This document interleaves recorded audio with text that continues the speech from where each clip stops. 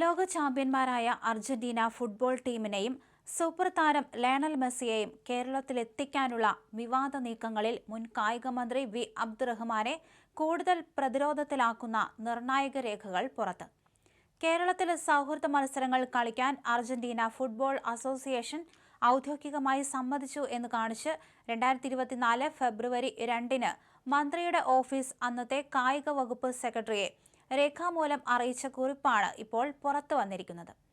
അർജന്റീനയിൽ നിന്ന് യാതൊരുവിധ ഔദ്യോഗിക സ്ഥിരീകരണവും ലഭിക്കുന്നതിന് മുൻപാണ് മന്ത്രി അബ്ദുറഹ്മാൻ ടീമിന്റെ വരവ് പരസ്യമായി പ്രഖ്യാപിച്ചതെന്ന് വ്യക്തമാകുകയാണ് ഈ രേഖകളിലൂടെ.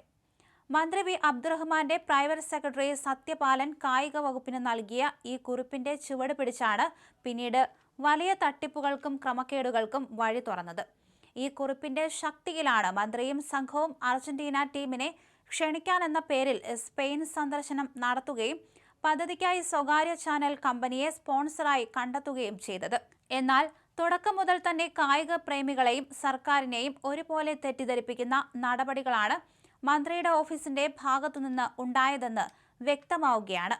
മന്ത്രിയും അർജന്റീന ഫുട്ബോൾ അസോസിയേഷൻ പ്രതിനിധിയുമായി നടത്തിയ ഇമെയിൽ സന്ദേശങ്ങളുടെ പകർപ്പുകളും ഇതിനൊപ്പം ഫയലിൽ സമർപ്പിച്ചിരുന്നു. എന്നാൽ ഇമെയിൽ സന്ദേശങ്ങളിലൊന്നും തന്നെ അർജന്റീന ദേശീയ ടീം കേരളത്തിൽ കളിക്കാൻ എത്തുമെന്ന് ഉറപ്പു നൽകുന്നില്ല എന്നതാണ് വാസ്തവം. AFA പ്രതിനിധികളുമായി 2 വർഷത്തോളം മന്ത്രി അബ്ദുറഹ്മാൻ തന്റെ വ്യക്തിഗത ഇമെയിൽ വിലാസത്തിലൂടെയാണ് ആശയവിനിമയം നടത്തിയത്. പിന്നീട് ഇതിൽ ചില കത്തുകൾ ഔദ്യോഗിക ഫയലിൽ ഉൾപ്പെടുത്തിയെങ്കിലും ഭൂരിഭാഗം കത്തിടപാടുകളും നിലവിൽ ഫയലുകളിൽ കാണാനില്ല എന്ന ഗുരുതര വിവരവും പുറത്തു വരുന്നുണ്ട്.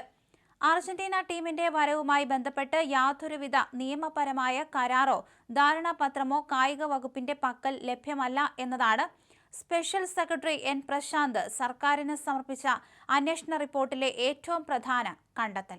ഒരു തരത്തിലുള്ള അടിസ്ഥാനവുമില്ലാതെയാണ് നൂറുകണക്കിന് കോടികളുടെ പദ്ധതിക്കായി ഭരണ സംവിധാനങ്ങൾ ദുരുപയോഗം ചെയ്യപ്പെട്ടതും വിദേശയാത്രകൾ അടക്കമുള്ള ചെലവുകൾ ഉയർന്നതും. അതേസമയം അർജന്റീന വിഷയത്തിലെ സാമ്പത്തിക ഇടപാടുകളിൽ സ്പോൺസർമാരായ റിപ്പോർട്ടർ ബ്രോഡ്കാസ്റ്റിംഗ് കമ്പനി വലിയ നികുതി വെട്ടിപ്പ് നടത്തിയെന്നും ഇത് കൃത്യമായി ഈടാക്കുന്നതിൽ ഉയർന്ന 4 GST ഉദ്യോഗസ്ഥർക്ക് ഗുരുതര വീഴ്ച പറ്റിയിട്ടുണ്ടെന്നും കണ്ടെത്തിയ പ്രത്യേക അന്വേഷണ സംഘത്തിന്റെ റിപ്പോർട്ട് GST കമ്മീഷണർക്ക് സമർപ്പിച്ചു.